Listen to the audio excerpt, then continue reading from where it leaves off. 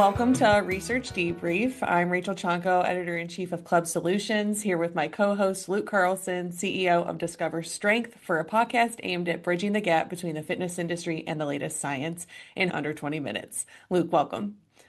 Great to see you, Rachel. All right, what are we going to get into today? I think when we talk about these research studies in exercise science, we're generally thinking about two big categories, right? And both categories are really exciting. One is, what's the research say about the benefits of exercise? And the good news is those benefits are so much more robust than even all of us who work in this industry are aware of. So we have to share studies on those benefits. And some of those benefits are, hey, I'm not just getting stronger, I'm not just improving my VO2 max, but specifically, how's the exercise impacting my cognitive function? How's the exercise impacting my bone mineral density? How's the exercise impacting a 6-year-old up to an 18-year-old's academic performance? So we have so much research on benefits. The second broad category that we have to touch on is, how do we do the exercise? And I think they're both important. We can't be an industry that just knows what the benefits are, and we can't be an industry that only knows how to do it, but we actually don't know what the benefits are. I think both areas of research are equally exciting. So today, our paper is in that second category. It's really, how do we do it? And I think this is incredibly important. And so this particular paper was published on the last day of 2025, came out December 31st. It was published in the Journal of Physiology. So every scientific journal has what's called an impact factor, which means how reputable is the scientific journal. And the Journal of Physiology is a high impact factor journal. So really good research being published in this particular journal. And this particular study is conducted at one of the most reputable exercise science labs in the world. It's McMaster University in Canada. So this team of researchers, that lab is headed up by Dr. Stuart Phillips, a kind of a famous academic exercise scientist. Everything that comes out of their lab is worth paying attention to. So he runs that lab. The lead author is a guy named Matthew Lees. But I just wanted to point out the impact factor of the journal is awesome, and this group of researchers have a wonderful reputation. The study is called Resistance Training Load Does Not Determine Resistance Training Induced Hypertrophy Across Upper and Lower Limbs in Healthy Young Males. So we understand that strength training is wildly popular. It would be worth it for every club operator to understand, what's the current research say about how to produce the best results. What this paper sought to determine is, if you lift a heavy weight or if you lift a light weight, which is a better way to increase the size of your muscles. So if you want bigger biceps, if you want bigger pecs, if you want to increase the size of your glutes, should I be lifting a light weight and do 1,000,000 reps? Should I use a heavy weight? And of course, for the longest time, literally for decades, and this has been published in all of the exercise science textbooks, well, you lift a heavy weight if you want bigger muscles, and you lift a lighter weight if you want to just tone. So this study adds to a growing body of research that says maybe that's not true. So here's the study design, really interesting study design. 20 young male participants. Now, we'll talk about the limitations of the study later, and maybe one limitation is there's only males in this study. That's what I was thinking Absolutely. already. Absolutely. So we always want to call out, what are the limitations of the study.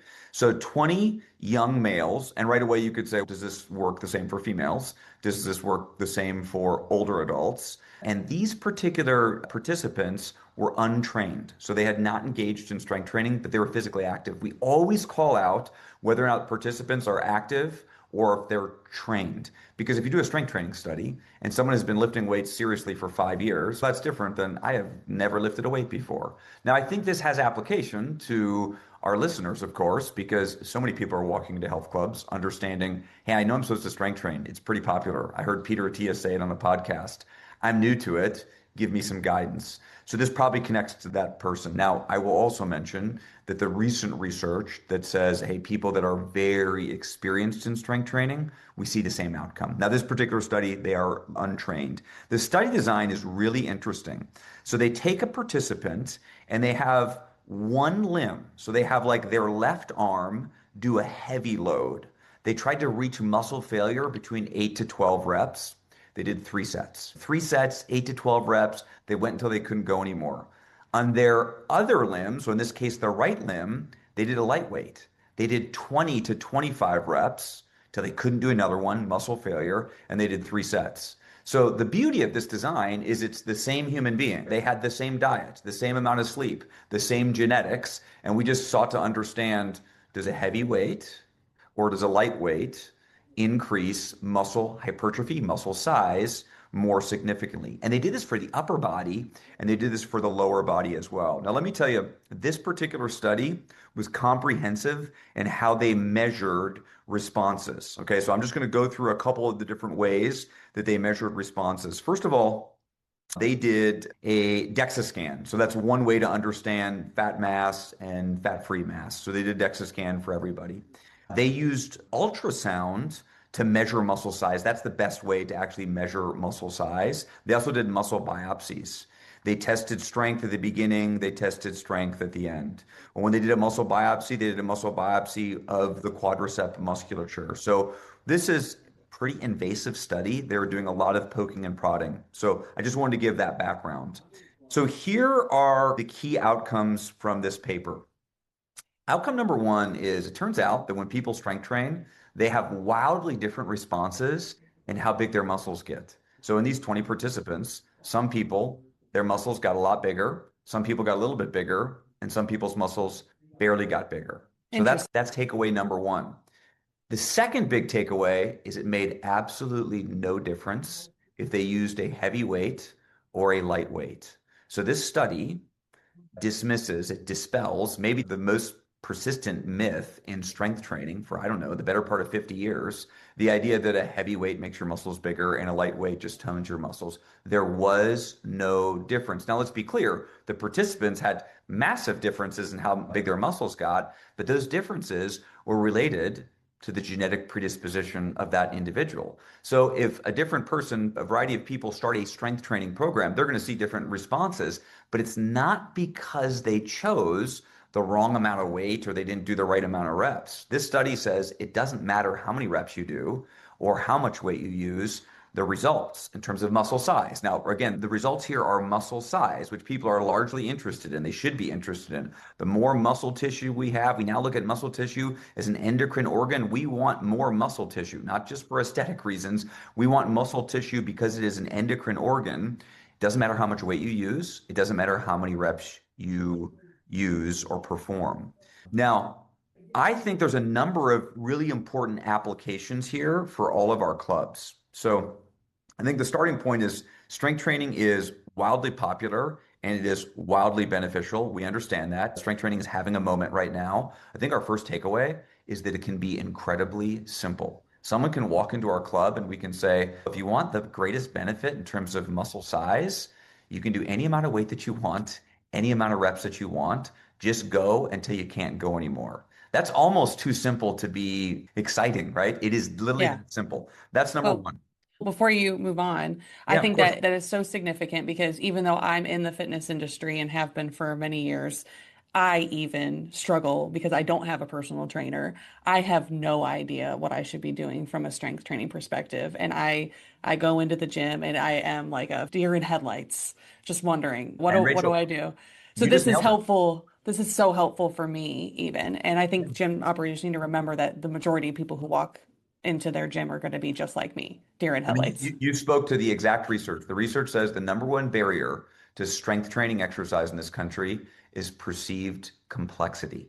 Now, the number one barrier to exercise is perceived lack of time. The number one barrier to strength training is perceived complexity. I don't know the right amount of weight and how many reps I'm supposed to do. Turns out it's pretty simple. Just lift until you can't lift anymore. But that also means in our clubs, we can no longer say things like this class, okay, this body pump class, this strength training class is designed to tone your muscles. Okay, if you lift heavy weights, your muscles will get bigger. That is categorically false. So we can no longer say that. And I think a lot of our clubs are probably saying things like that. And of course, we're saying things like that because our consumer probably wants to hear things like that. Will this Pilates class tone me? And if I lift heavy weights, will my muscles get bigger? And the reality is there is just not a difference.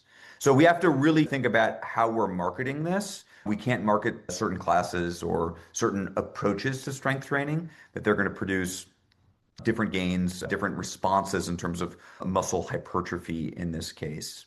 I think our biggest takeaway is that all lifting, as long as the intensity is high, in this case, they went to the point of muscle failure, they went to the point where they couldn't go anymore, increases muscle size similarly within an individual. Now, of course, across individuals, we're going to see very different responses. So I think it's probably important. This is another key takeaway is that some people, when they strength train or get bigger muscles, some get just a little bit bigger muscles. Some people's muscles barely get any bigger. It is not due to the program. It is due to their genetic predisposition. But the good news is everyone's muscles get bigger. Now, beyond the scope of this study, there's more good news, right? We reap so many other benefits of strength training. This is just scratching the surface and the benefits that people are interested in hypertrophy.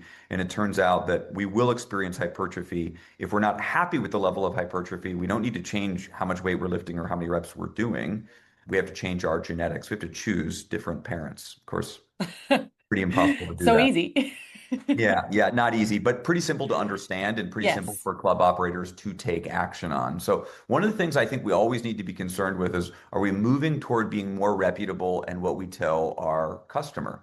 And there's just certain things we can no longer tell our customer, and there's certain things that we can reinforce with our customer. This is simple. This is, I think, a little bit more palatable to understand how do we do it. The range of what's effective and the range of what is equally effective is pretty massive. But we can't make promises about lifting a heavier weight, lifting a lighter weight is going to produce specific results. Now, let's again touch on the limitations. One of the limitations that's interesting is actually also one of the strengths of the study. I said that in the study, it was one participant lifting a heavy weight with their left arm and lifting a light weight with their right arm. They did the same with the lower body. That is a really interesting study design. One of the potential limitations of that study design is what's called cross education. Across all the scientific research, if you lift weights with only your left arm and do nothing with your right arm, if your right arm is literally in a cast, your right arm receives a significant degree of the benefit in terms of muscle hypertrophy. This is called cross education, well established in the scientific and physical therapy literature. And so, by the way, if you have a cast on your right arm, if you have an injury in your right limb, you should always strength train the left side, not just to keep the Gotcha. left side strong, but the right side gets stronger. But that complicates the strength training. So maybe the fact that you were lifting a heavy weight with your left arm, you used a lightweight with your right arm, but maybe the benefits of that left arm somehow influence the right side? Potentially. We don't know. That just called out as a potential limitation. And then we mentioned the other limitation. There's males involved. Does this apply equally to females? Does this apply equally to 60-year-olds? Does this apply equally or similarly to people who are very experienced? Now, there's only 20 people in the study. Now, normally we say that's not very many people. The reason this study is worth us just considering and really reflecting on, and I think applying to how we think about exercise, is because there's tight controls in the study. It's published by researchers in a reputable lab, published in a very reputable journal. It is well done research. Would it be better if instead of 20 subjects, they had 200 subjects? Yes.